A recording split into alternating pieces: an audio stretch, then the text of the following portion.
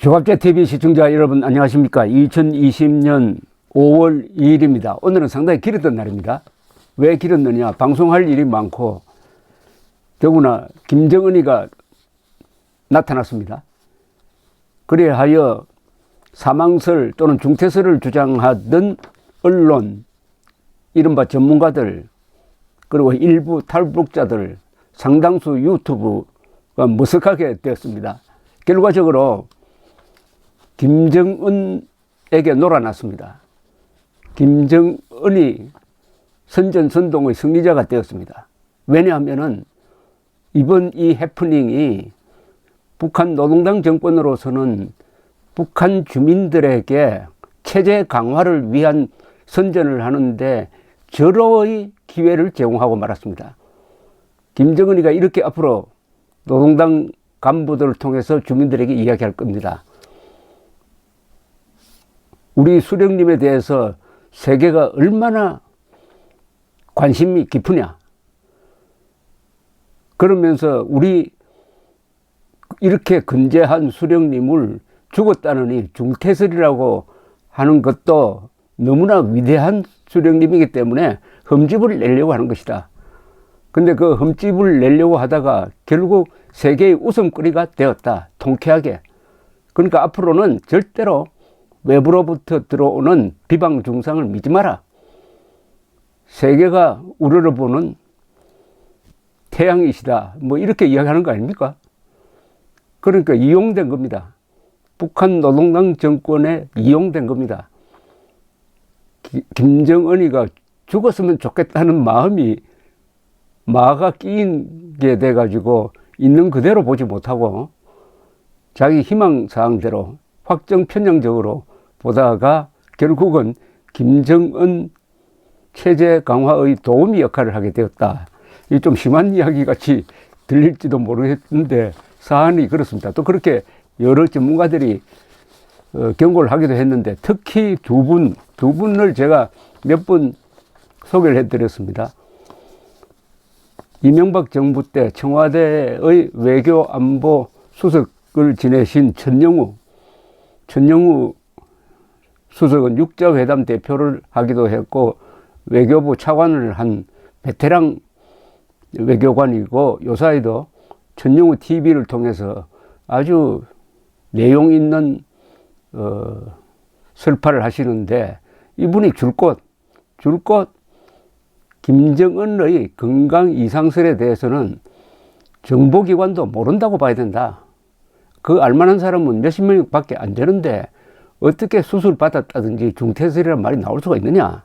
그거 믿으면 안 된다. 믿으면 큰 코 다친다 하는 경고를 했는데 오늘 이분 경고대로 이렇게 되고 나니까 한 몇 시간 전에 짤막한 소회를 밝히는 비디오를 올렸습니다. 여러분 꼭 시청하시기 바랍니다. 천영우 TV 구독을 누르셔가지고 계속 보십시오. 이분이 말씀하시는 거는 살이 되고 피가 됩니다. 제가 요약을 하면 이렇습니다. 이번 사태를 가지고 이제 반성을 해봐야 된다는 거죠.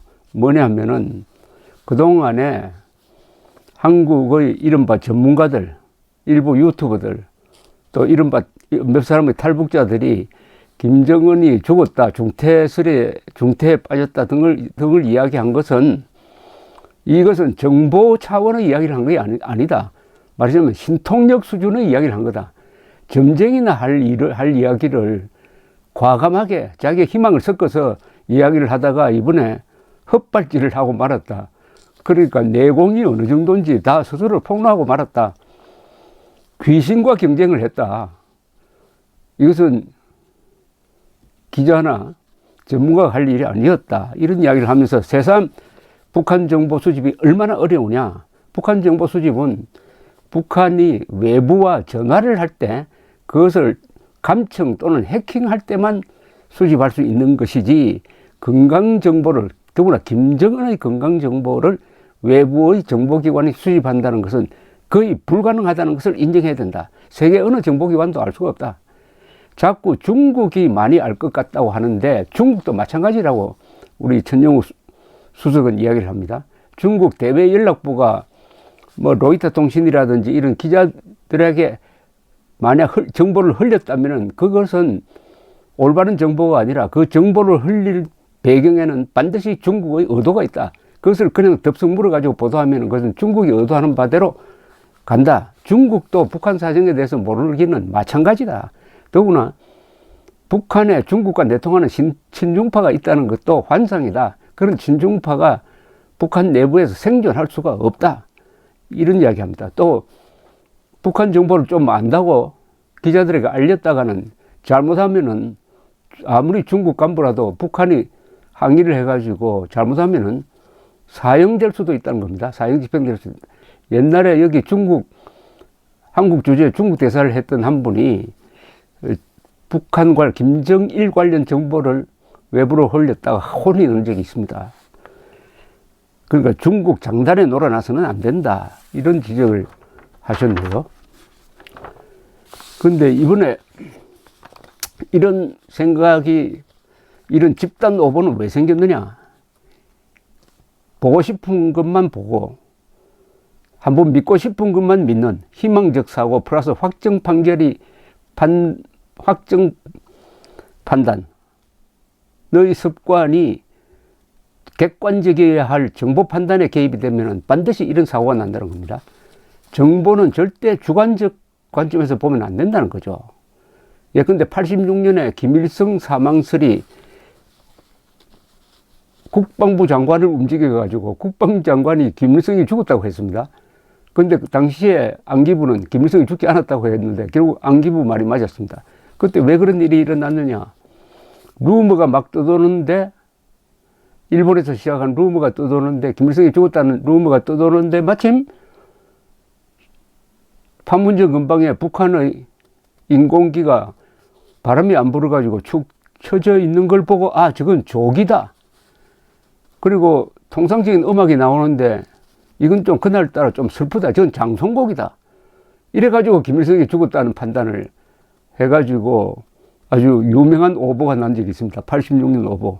그걸 지적을 하고 있습니다. 동시에 요사이 무슨 전략폭격기가 한반도에 전개되면은 이게 김정은의 유고 상태를 확인하기 위해서 보낸 거다라고 하는데, 그거는 아무 관계 없이 루틴하게 훈련하는 것도 그렇게 자꾸 해석을 해가지고 이 중태설을 키웠다.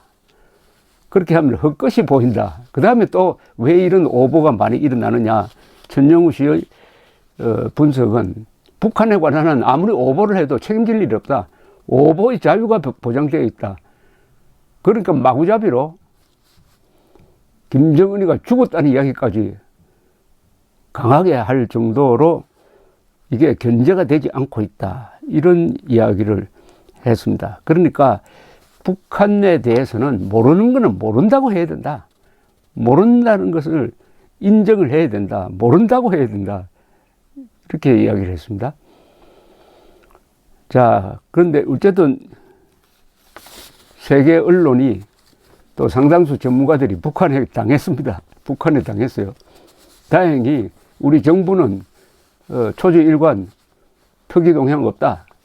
그러면서 우리의 정보 자산을 노출시키는 원산에 가 있다든지 이런 이야기까지 하면서 특이 동향 없다는 걸 쭉 유지해 왔는데, 천영우 수석은 그런 자세도 문제가 있다는 겁니다.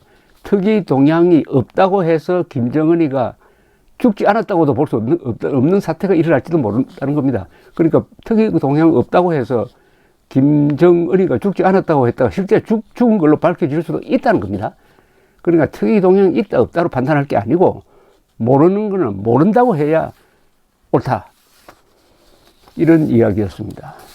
또 한 분, 곽길섭 국정원에서 오랫동안 북한을 담당했고 특히 김정은 전문가인 곽길섭 안보정론TV도 오늘 사태에 대해서 즉각 논평을 내어놓았습니다. 이분도 정확하게 봤어요.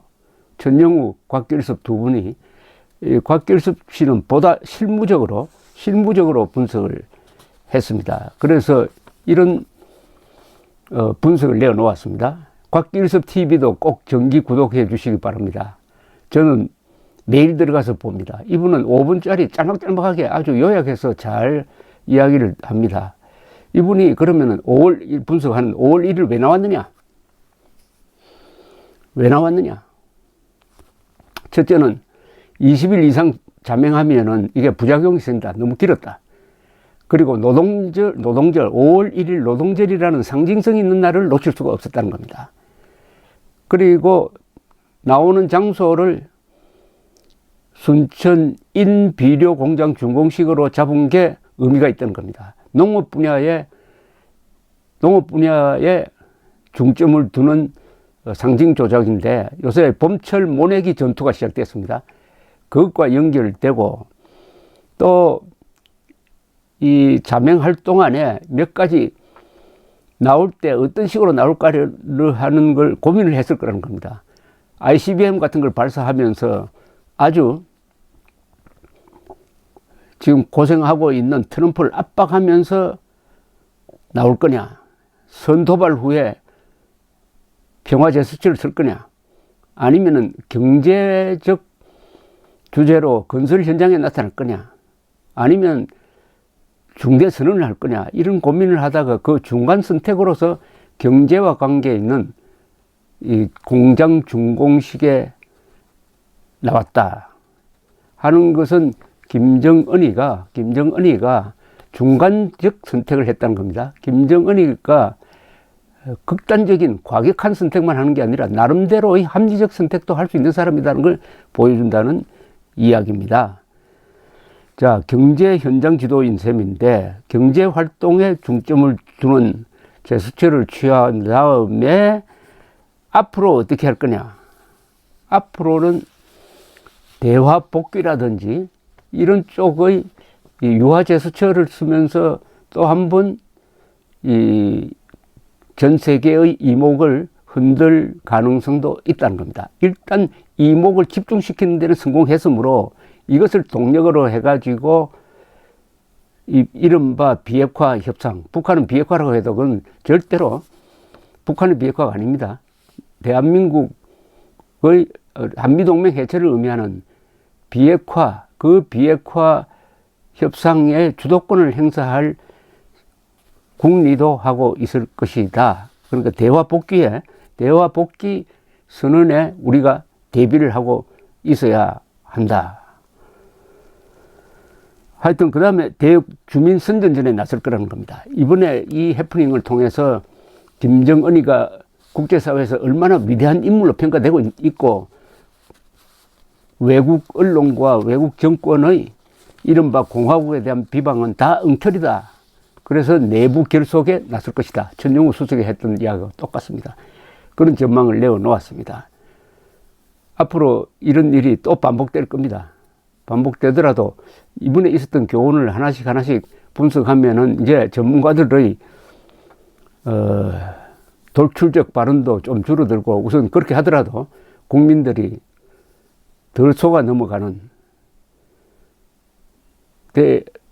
교훈으로 삼을 만하다고 생각합니다. 저는 그럼 어떤 식으로 보도했느냐 하면 저는 여러 사람의 엇갈린 의견을 여러분들에게 소개를 했습니다.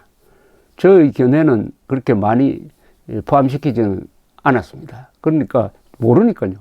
김정은이가 죽었는지 살았는지 제가 직접 들여다볼 수가 없으니까 여러 기관에서 내어놓는 정보를 여러분들한테 공개를 했고 그것을 들으신 분들은 아마 나름대로 긴가민가 하면서 판단 유보 상태에서 이쪽도 솔리지 않고 저쪽도 솔리지 않고 한번 지켜보자 이런 자세가 되었을 것이라고 생각합니다. 그렇습니다. 북한 문제는 일단 지켜보는 자세를 취해야지 어느 쪽으로 확 솔려버리면은 오판이 될 수가 있다. 문제는 이런 오판을 정권 잡은 사람이 하면은 큰일 납니다. 제가 언젠가는 이 정권을 잡은 사람이 중대한 전략적 오판을 해가지고 나라도 망치고 역사도 바꾼 그런 사례를 몇 가지 제가 소개해 드릴 작정입니다. 감사합니다.